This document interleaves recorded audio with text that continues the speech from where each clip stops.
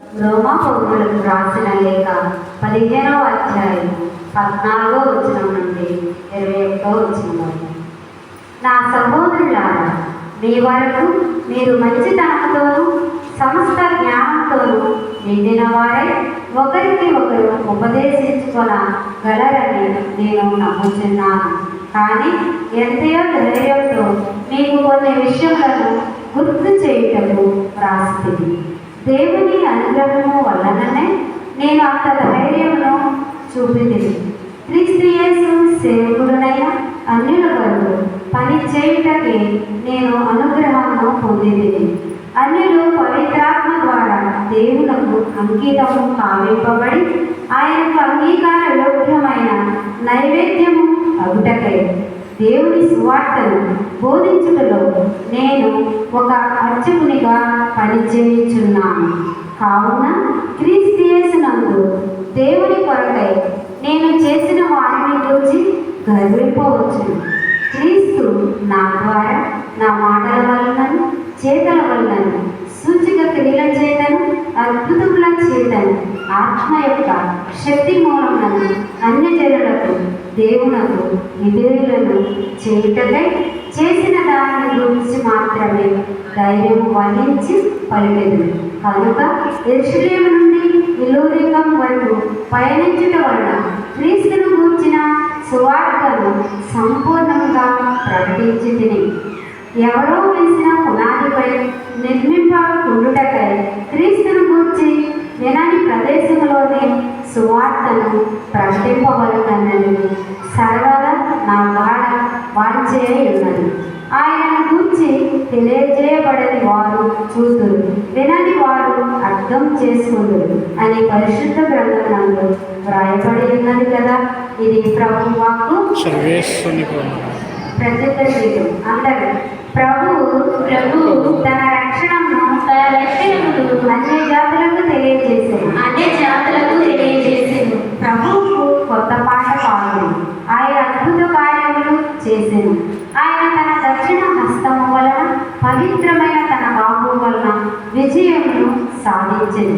అందరూ ప్రభువు తన రక్షణను అన్ని జాతులకు తెలియజేసెను. ప్రభు తన విజయమును ఎరిగించెను. తన రక్షణను అన్య జాతులకు తెలియజేసెను. ఇశ్రాయేలుల పట్ల ప్రేమను విశ్వసనీయతను చూపుతున్న తన ప్రమాణమును నిలబెట్టుకునేను. అందరూ ప్రభు తన రక్షణను అన్య జాతులకు తెలియజేసింది. నేల అంచుల వరకు గల జనులెల్లరూ మన ప్రభు విజయమును కాంచెను. విశ్వరాత్రి ప్రభువుకు జయకొట్టుము, ఆనందనాదము చేయించు, అతనికి కీర్తనలు పాడము. అందరూ ప్రభువు తన రక్షణను అన్య జాతులకు తెలియజేసెను. క్రీస్తునందు ఉన్న వారికి ఎల్లప్పుడూ జయమే. క్రీస్తునందు ఉన్న వారికి ఎల్లప్పుడూ జయమే. జయముంది జయముంది జయముందిలే మనకు జయముంది జయముంది జయముందిలే. జయముంది జయముంది జయముందిలే మనకు జయముంది జయముంది జయముందిలే. హల్లెలూయా హల్లెలూయా హల్లెలూయా హల్లెలూయా హల్లెలూయా హల్లెలూయా హల్లెలూయా. ప్రభు మీతో నుండుగాక. పునీత లూకా గారు రాసిన సువార్తలోని భాగము 16వ అధ్యాయము 1వ వచనం నుండి 8వ వచనం వరకు. లూకా సువార్త 16వ అధ్యాయము 1వ వచనం నుండి 8వ వచనం వరకు. యేసు తన శిష్యులతో ఇట్లు చెప్పాను, ఒక ధనవంతుని వద్ద గృహ నిర్వాహకుడు ఒకడు ఉండెను. అతడు యజమానుని సంపదను వృధా చేయుచున్నాడని అతనిపై నేరము మోపబడెను.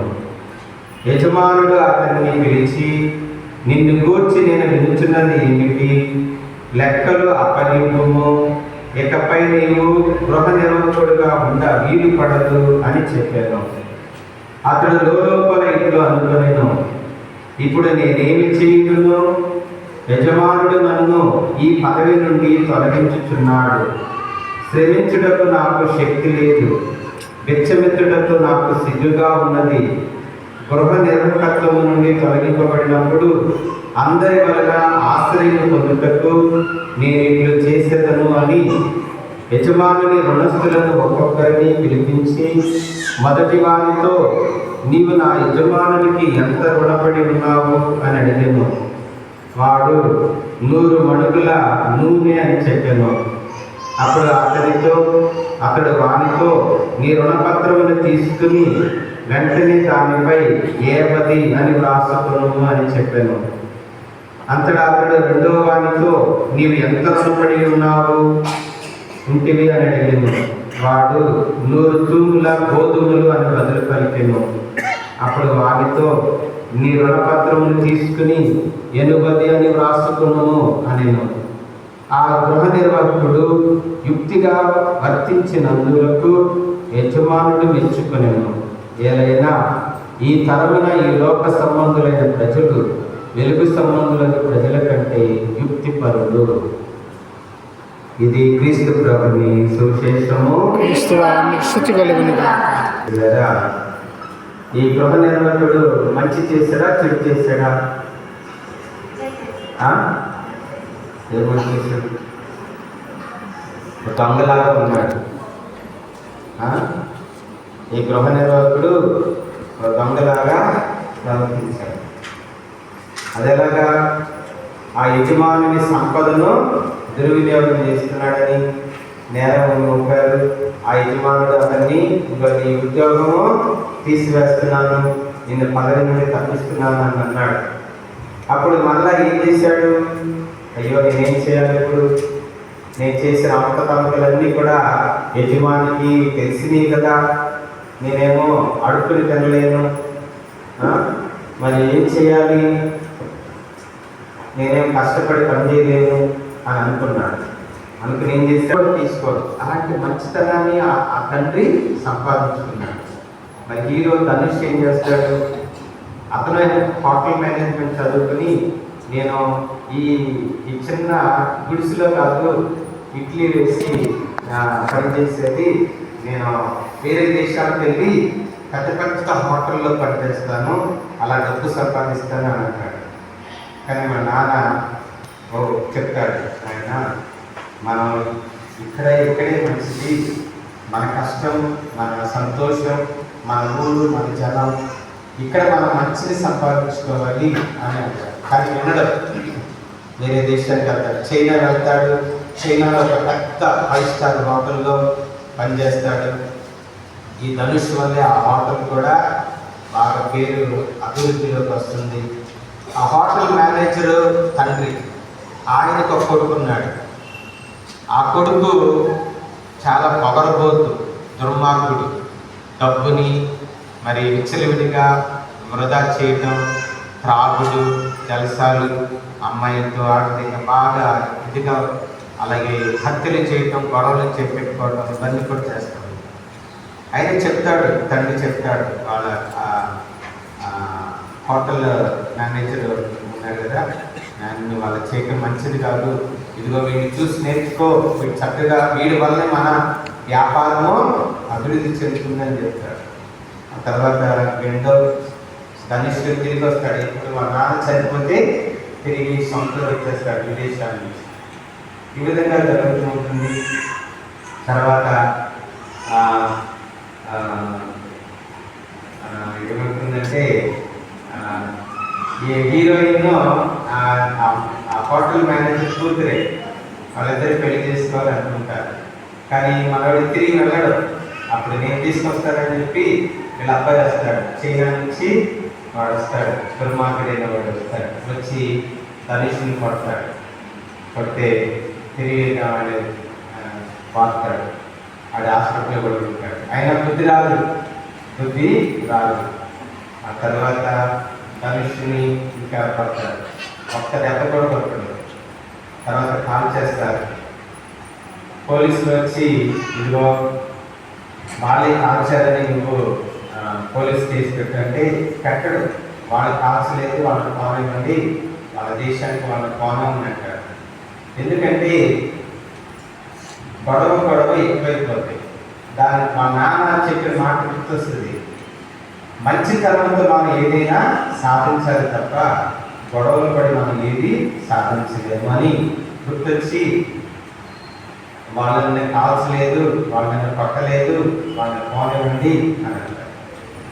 అయినా కూడా వీడు ఏం చేస్తాడు, ఆ రౌడీ గారు వచ్చి ఆ గుడిసే ఆ పాటని హోటల్ అంతా కూడా కాల్చేస్తాడు.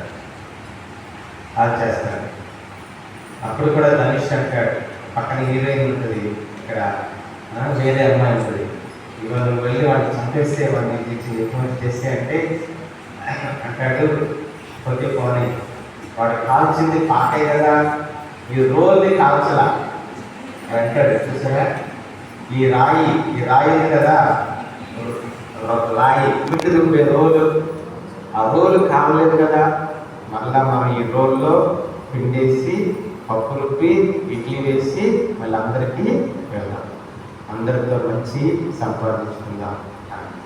ఆ విధంగా ధనుష్ ఆ హీరో మంచి ద్వారా తను తాను రక్షించుకుంటాడు. ఆ గ్రామానికి ఒక ఆదర్శంగా నిలుస్తాడు. అది నువ్వెంత అనుకుంటే అది గొడవలకే ఎక్కువ.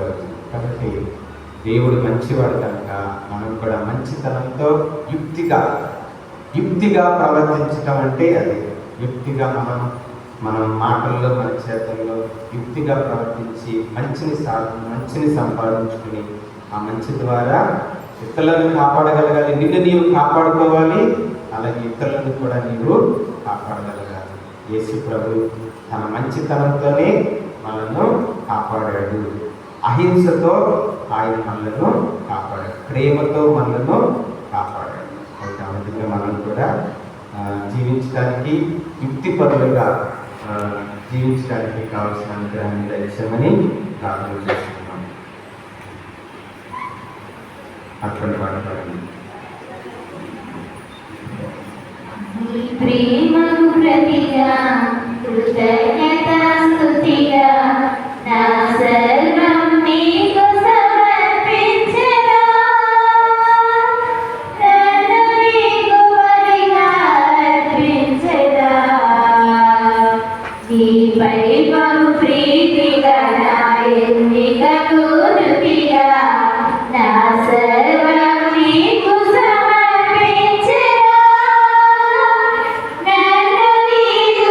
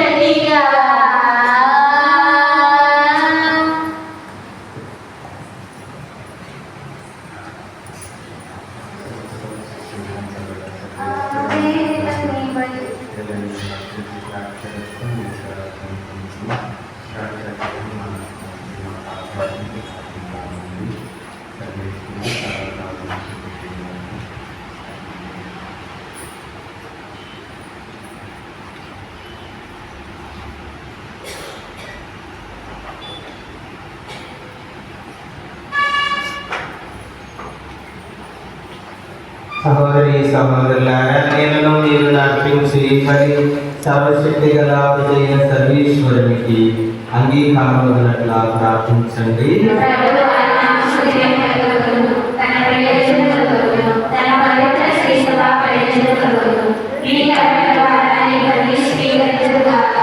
మా ప్రభు అయిన ఓ సర్వేశ్వర, అపురూపమైన నీ ప్రేమను మాపై కుమరించుచున్నా నీ ప్రియతమ కుమారుని దివ్య హృదయమును వీక్షింపుము. మేమర్పించి ఈ బలి నీకు ఆమోదయోగ్యమై మా పాపములకు పరిహారములు దయచేయునుగాక. మా ప్రభు అయిన క్రీస్తు ద్వారా ఈ మనవి చేయుచున్నాము. ప్రభువు నీతో నుండుగాక.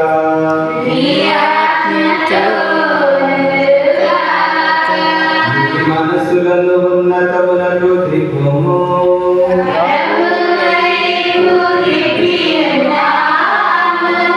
మన దేవుడైన ప్రభువునకు కృతజ్ఞత తెలుపుదము.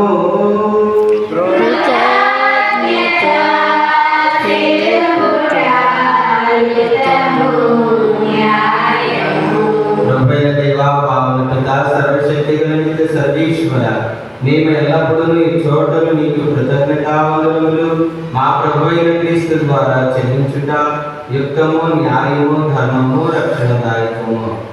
ఏదైనా ప్రభు ఎనలేని ప్రేమతో శిలువపై మరణించి మా నిమిత్తము బలియాయును. ఈటచే పొడవబడిన అతని ప్రక్క నుండి రక్తము, నీరు స్రవించెను. ఇవి అతడు తన స్త్రీ సభకు బహుకరించిన దివ్య సంస్కారపు సూచికములు. ఈ కారణం వలన తరచిన రక్షకుని దివ్య హృదయం వద్దకు అందరూ ఆకర్షితులవుతున్నారు. ఈ రక్షణ ఊట నుండి అత్యధిక రక్షణ ఫలములను ప్రమోదముతో పొందగలుగుతున్నారు. కావున మేము సకల పునీతులతోనూ దూతలతో ఏకమై నీ ప్రస్తుతి చేయించు నీ వైభవమును నిరతము స్తుతించుతాయనగా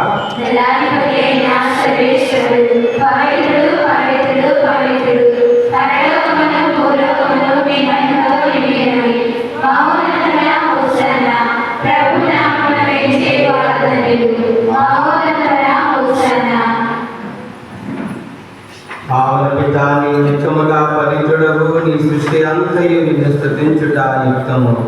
ఏదైనా నీ దివ్య కుమారుడును మా ప్రభు అయిన యేసుక్రీస్తు ద్వారా పవిత్రాత్మ ప్రభావం వలన సమస్తమునకు జీవము పోసి పవిత్రపరుచున్నావు.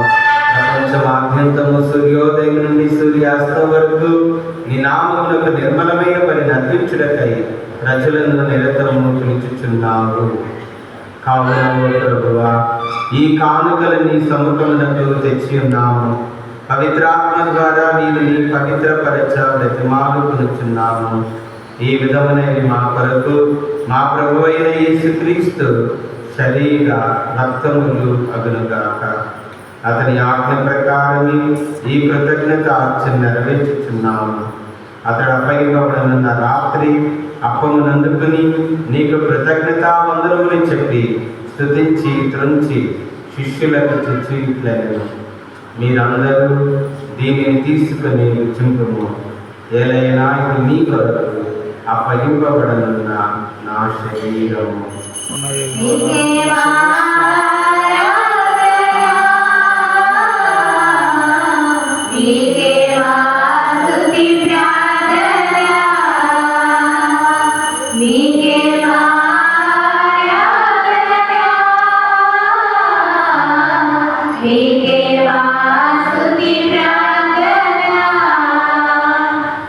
ఆ విధముగానే భోజనానంతరము పాత్రమునందుకుని మరలా నీకు కృతజ్ఞతావందనములు చెప్పి స్తుతించి శిష్యులకు చెచ్చు ఇట్లనేను. మీరందరూ దీనిని తీసుకుని దీని నుండి పానము చేయుము. ఏలైనా ఇది నూతన నిత్య నిబంధన యొక్క నా రక్తపు పాత్రము. ఇది మీ కొరకును అనేకుల కొరకును పాప పరిహారమునకై దారపోయబడును. దీనిని నా జ్ఞాపకార్థము చేయుము. నీకే ఆరాధన, నీకే స్తుతి ప్రార్థన, నీకే ఆరాధన, నీకే స్తుతి ప్రార్థన. ఇది విశ్వాస రహస్యము. యేసు మరణమొందెను, యేసు తిరిగి లేచెను, యేసు మహిమతో మరణవేచెను. యేసు మరణమొందెను, యేసు తిరిగి లేచెను, యేసు మహిమతో మరణవేచెను. కనుక తండ్రి, నీ దివ్య కుమారుని రక్షణాయుతమైన శ్రమలను, అద్భుతమైన ఉత్థానమును, మోక్షరోహణమును స్మరించుచు అతడు మరలా వేయించేనని ఎదురుచూచు మేము ఈ పవిత్ర జీవన బలిని కృతజ్ఞతతో నీకు అర్పించుచున్నాము. నీ పవిత్ర శ్రీ సభ యొక్క కానుకను నీతితో వీక్షింప ప్రతిమాలుచున్నాము. తన మరణం ద్వారా మమ్మ నీతో సఖ్యపరిచిన నీ కుమారుని బలిని స్వీకరింపము. మేము అతని శరీర రక్తములతో పోషింపబడి పవిత్రాత్మతో నింపబడి అతని యందు ఏక శరీరము ఏక మనస్సు కలిగినట్లుగా దయచూపుము. ప్రభువే మమ్మ నీకు నిత్యార్పణముగా రూపొందించిన గాక. నీవెన్నుకున్న పుణ్యాత్ములతోనూ ముఖ్యముగా పవిత్ర కన్యయు దేవమాత అయిన మరియమాతతోనూ ఆమె నిగ్రహ వరుడైన పునీత యోసేపు గారితోనూ ధన్యులైన నీ అపోస్తులతోనూ వేద సాక్షులతోనూ సకల పునీతులతో పాటు మమ్మును మోక్షభాగ్యమునకు వారసులను చేయుము. ఏలైనా మీ విజ్ఞాపన ప్రార్థనల నిరవధిక సహాయముపై మేము ఆధారపడి ఉన్నాము. ఓ ప్రభువా, మమ్మ నీతో సఖ్యపరచి ఈ బలి లోకమంతటికి శాంతిని, శ్రేయస్సును, ఆరోగ్యమును ప్రసాదించినట్లు బ్రతిమాలుచున్నాము. ఈ లోకమును యాత్ర చేయి నీ శ్రీ సభను, నీ సేవకుడును మా నియోజకగురువును, మా జోసెఫ్ రాజారావు పీఠాధిపతిని, తదితర పీఠాధిపతులను, గురువులందరినీ, నీవు సంపాదించుకున్న ప్రజలందరినీ విశ్వాసమును, ప్రేమయందును దృఢపరచము. నీ చిత్త ప్రకారము నీ సముఖమున చేరి ఉన్న ఈ ప్రజల మనవులను ఆలకింపుము. దయగల తండ్రి, నలుదశలా చెదరైన నీ బిడ్డలందరినీ కనికరించి నీతో ఐక్యపరచుకును. చనిపోయిన మా సహోదరి సహోదరులను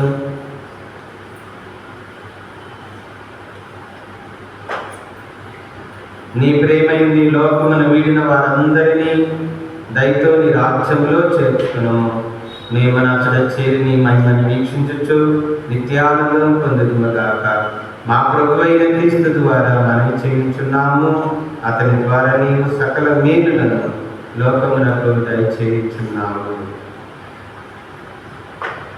క్రీస్తు ద్వారా, క్రీస్తుతో, క్రీస్తునందు సర్వశక్తి గల పితైన సర్వేశ్వర పవిత్రాత్మతో ఏకమైండు నీకు యుగ యుగములు గౌరవ మహిమలు కలుగును గాక.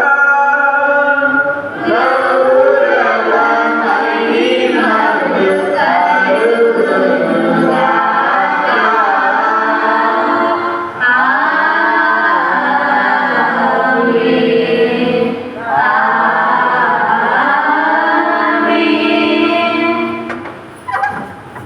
నిలబడి మన రక్షకుడు నేర్పించిన పరమోపదేశం అనుసరించి ప్రార్థింప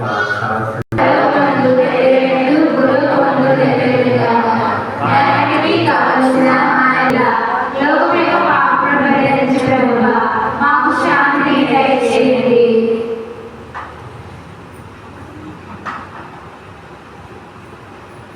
ఇదిగో సర్వేశ్వరుని గొర్రెపిల్ల, ఇదిగో లోకం యొక్క పాపములను పరిహరించడి ప్రభు. ఈ గొర్రెపిల్ల ఎందుకు పిలువబడిన వారు ధన్యులు. ప్రభువా, ఈ నాయన ప్రవేశించమని ప్రార్థన కాదు.